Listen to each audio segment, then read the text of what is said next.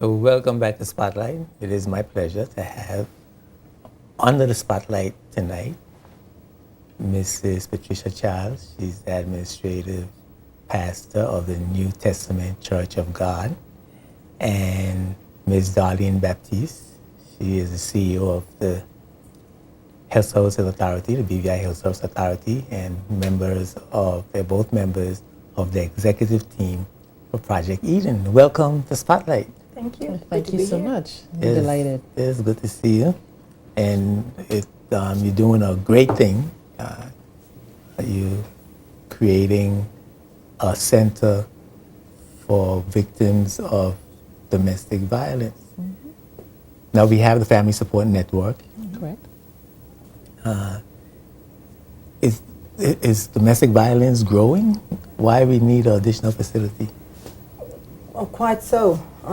And the thing about domestic violence is not, people think it's women alone, but we have found in the BVI it's now men. Quite a few men are now owning up to being victims of domestic violence. So it is on the increase. I mean, unfortunately, it is so, but it is on the increase. Okay. Definitely. I suspect that the abuse, the violence against men would take a different form because there are several types of abuse. Correct. Right? And so it's hard to imagine women beating up men. You know, so are we talking about the same type of domestic violence for men as we usually are for women? I believe Women is usually physical. Usually, but don't forget there are more women that are being more aggressive. I think as society has gone on, especially more women are more proactive in the home, being probably providers of the home these days with how society is. So I think that's the cause. And I think it is a physical abuse. Of course, there's mental abuse, emotional abuse, and so forth. But I think with the women and with the men being abused, being victims, it is a physical. Because that's when most men are going to come and say something. You know, mental, you can kind of hide it, but physical becomes too much. And I think a lot of times men don't want to fight back, you know, because they know if they're the one that hit Yes. back, even though they get hit first, nobody's going to say, okay, you got hit first. They're going to say, you hit back. So in order to prevent that, men are now realizing it's more important to do something about it. I'm being abused. Well, I guess that's a good thing because I know how Yes. macho we can be. Yeah, and coming out and asking for help. Part of the mission, as Lady Charles will share with you, and the vision that's the community awareness and the education. And in earlier statement, Family Support Network, their system is such that they use hotels, private homes, rentals to put those individuals in those settings. From my vantage point, kind of both hats, being an executive member and a member of the congregation and also being a CEO, we house some of those in the hospital. Our social services unit, Marianne and Ingrid, are very aggressive in providing that help, but the hospital setting isn't the place for us to house those individuals. So this is an opportunity for us to build community awareness about building this crisis center and also having the ability to share the dream, because where there's life, there's hope.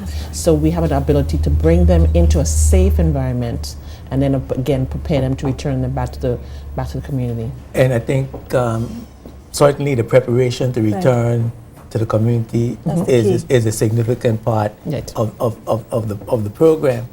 And that leads me to the question, of course, of what types of programs can we expect to be in Eden? And I'm expecting that the center will be called Eden, the center of new beginnings. It's Eden, the center of new beginnings. I think that's the key with the program. We are working hand in hand, of course, with FSN. And what the church wanted to do, or for the community, is to say we're providing a center. I'm trying to get away of the word shelter to more that it's a center where you can come in. It's a homely, safe environment. The bylaws and the policies for domestic violence are already there, so we're not introducing anything new. What we're actually doing is providing this crisis center for somebody to go to, and they don't have to think of a hotel where I'm going to have to spend 2 days in a hotel, which is the problem right now. We're saying it's a safe place you can go to. I'm thinking where the land actually is, where we're going to want to build the center, it's a fertile ground. So teach them gardening, teach them skills, because a lot of these women you find depend on this partner, depend on this person for income, and many times because of that, the reliance is so much on that they don't know what else to do. So we're hoping with this, it's not just get them into a safe place, but getting them back integrated into society, making sure that they have skills so that they can be able to fend for themselves and not depend on somebody who says, oh, you're depending on me, so they'll be abusive with it. That's where we're coming from, and I think that's what's important. Yeah. And so you have, I guess, having said that, that being your mission, you would have to have quite a few programs in the center. Have you formulated those programs as yet, or what stage are you in the process? Right now, we're just trying to get the foundation of the building built. We've had it approved. Like I said, the church, the New Testament Church, donated the land, which is worth about $90,000, and we saw the need and I brought it to the board. And like I said, it's not a church thing, it's a community thing. That's what I want everybody to understand tonight. It's a community thing, working hand in hand with FSN, seeing that there is a need for a center for these victims to go to. So the programs will be geared on, what kind of people we have there when it comes into being. Right now we're on the planning stage of building the building. That's where we are right now. Okay.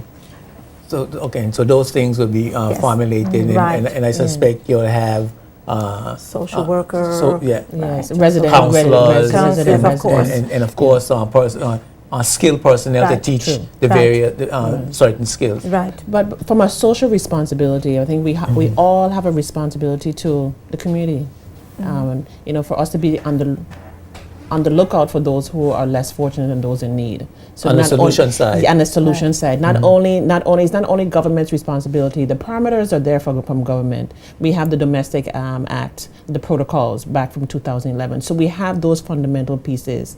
Lady Charles spoke to the pieces on the guidelines. All of those were established and the bylaws through partnership with FSN. So those fundamental pieces are there. Now is the next piece to the puzzle is a crisis center, somewhere to put all those pieces and have the individual go into a safe environment, or just an opportunity for them just to be removed and just to think what's next. Because that's one thing, the abuse is not just age specific, gender specific. It's from cradle to grave, because again, abuse from the elderly just by virtue of neglect. Yeah. So those opportunities are there to remove them from, get them safe and get them settled, think, and then of course acclimatize them back into returning to. I'm trying to envision the center in my in my mind. Yes. It seems to me that it's a big project. Yes, it is. And if you're going to have men, women, and children, it seems like that's what you're saying. You're saying domestic violence, or victims of domestic violence, which implies men as well. That's right. And I'm just thinking how logistically it's going to work. Are you going to have separate quarters? How what it's going to be, the ground floor is going to be obviously the place where they have the family together, the kitchen. We have to have a resident social worker to welcome persons that may have to come in at all hours of the night and whatsoever. And also we're catering for anybody that may be handicapped. Of course, you've got to remember that this disabled person. So we have that on the ground floor, a secure entry into the facility. Then then below there's the cistern, of course, and so forth. Then our other floor is going to have 9 rooms that can take 2 families. That's what we're looking at. Then our top floor is going to be actually the same as that first floor that can take another 9 rooms that can take 2 families. And of course, we're going to have facilities for men and women, bathrooms, showers, and so forth are going to be there. So it is going to facilitate. And you're not looking to have it filled, hopefully, continuously, because the aim is meet the crisis, deal with it, and get them back into society. You don't want them to stay there. It's a case of dealing with that situation right as it is, and therefore get them back into society as quick as possible. We want to be a homely environment, but the most important thing is to get them into a proper home, not to have that stigma. That's why I want to take away from shelter. There's a stigma to it. If you say a center, it gives a little bit more decency, let me say, to it. And, So and it's a big project. it's more programmatic. Yes. We have, Yes, it's going to be very structured because there are established guidelines for the Right. the length of stay an individual can stay at the center. So it's not just them having coming, dumping deal, Right. but no, again, very structured. The security is one big Sure. major component of it. There are conceptual drawings where we have like 3D drawings where you can actually maneuver Yes. through the facility. So this is not something just like fly by night. This is No. actually the birth child of Lady Charles for quite some time, and actually seen it come to fruition now. And I think it's just so timely because, as you allude to, the numbers are increasing, and the fact that we have to deal with that piece Right. of the entire puzzle right now. Yeah, and I'm glad you mentioned security because in situations like that, one abuser or the other is going to want to maintain that control Right.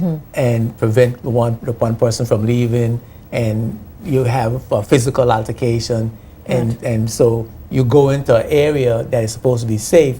You would need some protection, and Of course. so your whole plan Yeah, the whole plan. includes Security, top security. to prevent Yeah. any further deterioration of the relationship. That's right.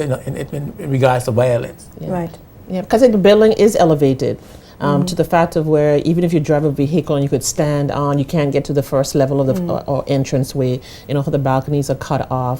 And then one of our partners who are coming alongside of us has already made commitments to helping us with the schematic drawings for the electrical portion to make sure we have top-notch security for the facility. Okay, that sounds good. Now, what about getting people into the center? Are you going to be in the intervention mode where somebody can call you, you would go to the location, rescue, or you wait till they come to you? How's the intervention work? I think it's the same as it is now, where they call this the FSN's crisis center, and I think most of the time the police may come, take them out of the home and take them to the safe place. It's the same thing we're going to be doing. You call the center, and then in return, it's going to be a known center. So the police can say, okay, right now we're going to bring somebody in, because there's going to be somebody on staff to be able to do that. So it's the same thing. It just means that there's a building safe away from, Safe and secure. and secure Out for of the them. violent environment. Right, Yeah. and that's what we're talking about. And so I'm seeing that somebody will call FSN with limited shelter, with limited facilities, and where they have facilities that are hidden around the territory. But in this case, they would have a greater opportunity Right. for Correct. immediate Right. safety. Right. It's a great system. And I think also it's going to open people to say, I do have a safe place to go. Sometimes now they go back to the perpetrator because they have nowhere else to go, or a relative who will keep them for a while. So I think this is going to make more people be more open to say there is a safe place. And I find in the BVI, yes, there have been some serious crimes, but like some other places, if somebody really wanted to get somebody, it's very easy to do that here. This is going to say, listen, you are safe. You are going to be safe here. Your children are going to be safe. This is a place where you can call, you can come, and you will be safe. And people will be more prone to, Right. motivated to Yes. access Right. Yes. access help. Because it Help. goes back to the Maslow hierarchy of needs, to that element of safety and security. Because once you have that foundational pieces, you could actually start to rebuild Yes. again. Right. Yes. You can. You secure, now you could think about other things. Right. Exactly. And then you see that there's hope. Yeah. Because if you know you've got to go back to a perpetrator, there's no hope. You're yeah. back in the same, Same situation. situation. Now you can say, there is hope. I can, in the same time, get a degree, get a skill. I can There's plan. I can plan. There's hope. I know once I get out of this situation and go into this center, there's hope for myself and my children. That's the key. There has to be hope. That's the key. And the programs, of course, will build character, integrity, confidence, self-esteem. There you go. Yeah. That's Yeah, the most and important thing. you return the power back. Yes. Right.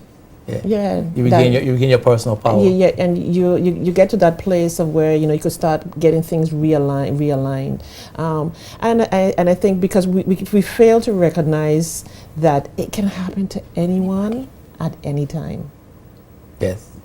Absolutely. Now, where is it going to be located? They say Chadwell Estate. The land was already bought by the church, and it's going to be Chadwell Estate. Chadwell Estate. Yes. Okay. All right. Yes. And it is going to be able to accommodate.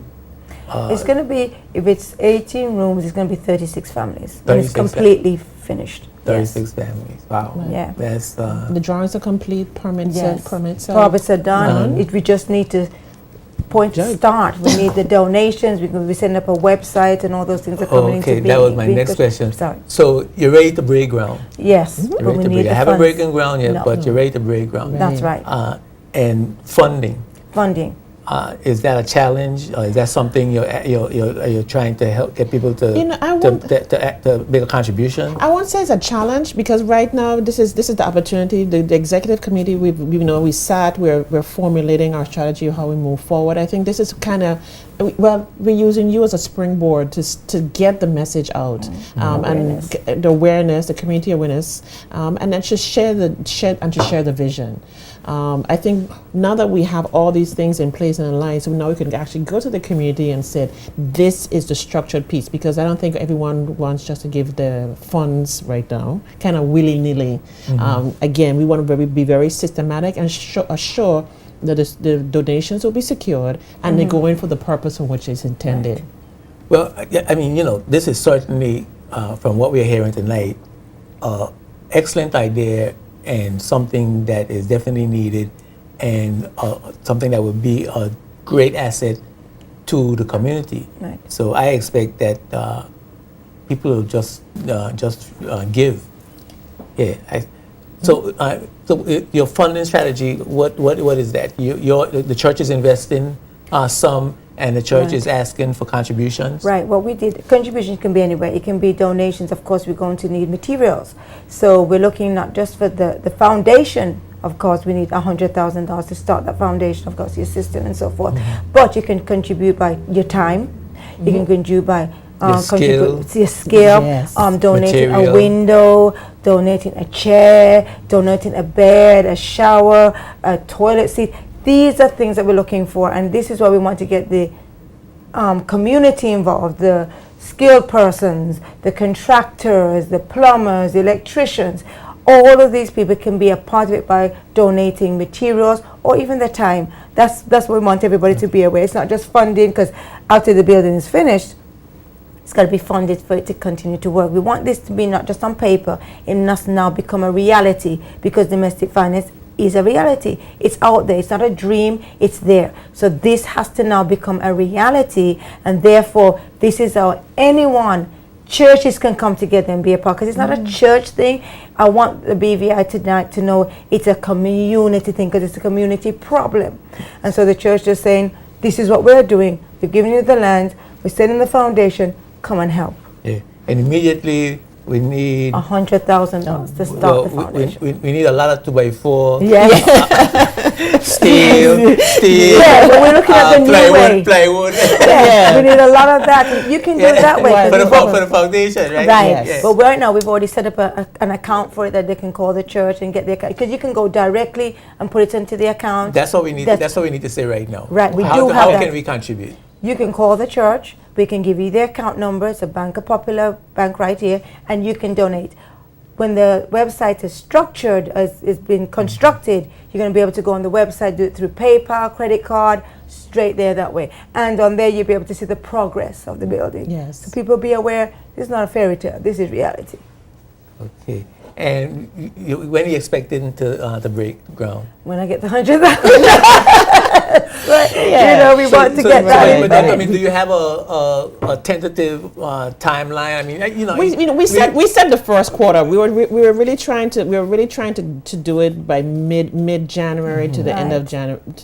But again, with all the other challenges that we're having, we really want to be realistic, and we want to finish our project plan. So the executive committee, we're going to regroup and come back and develop a strong project plan, and then come back out and say, okay, this is our framework for phase 1, phase 2, phase 3. And I think that gives you a reassurance, again, that this is just not a church activity, but again, it's a community or a social responsibility to look out for those in need. Okay. Now, once it's built, it has to be sustainable. That's Yes. right. Yeah. What are the sustainability plans? Well, it comes back to the same pieces. There are opportunities again. I was really moved when I looked at the news the other day and I saw that I think the National Bank of the Virgin Islands, they were actually giving internally to toiletries and other necessities. That was beautiful. And then we had other businesses in the past donated cash contributions. I know that Michael Thomas from Clarence Thomas, he gives X amount every year to the project, to different projects for family for support. So the thing is, we could do fundraisers. We talked about doing some significant fundraisers on an annual basis. And there's other opportunities because there's some funding now the Family Support Network has that gives towards housing or rental. So now those money could be funneled into a very structured facility that's they have access to. So the funding streams, again, to correlate all of them together in a under one roof and towards Eden. That's right.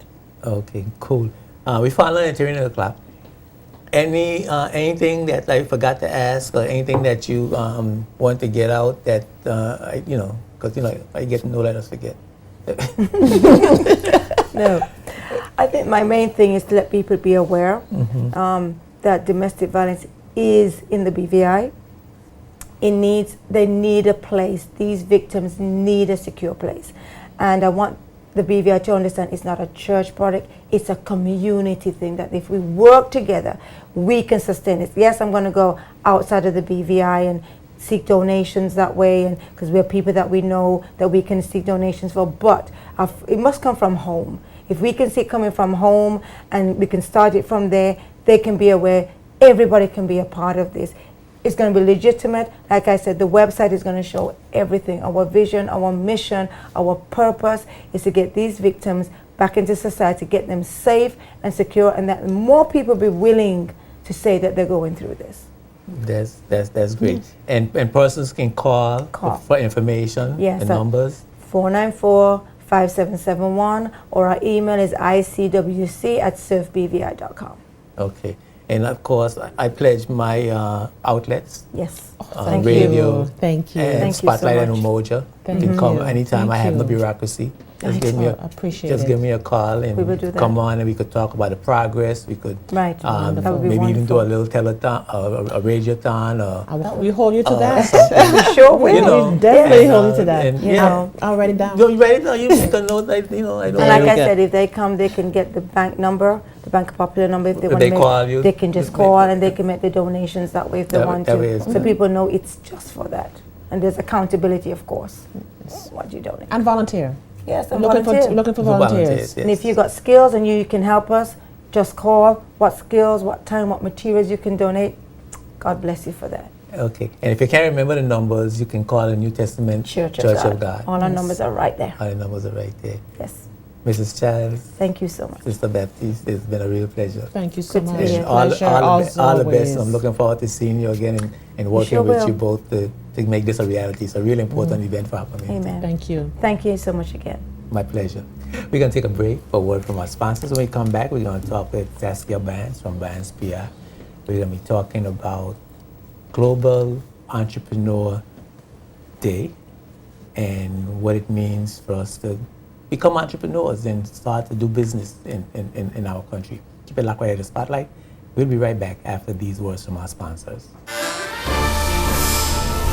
Spotlight is brought to you by Tortola Concrete Limited, the National Bank of the Virgin Islands, and CCT Global Communications.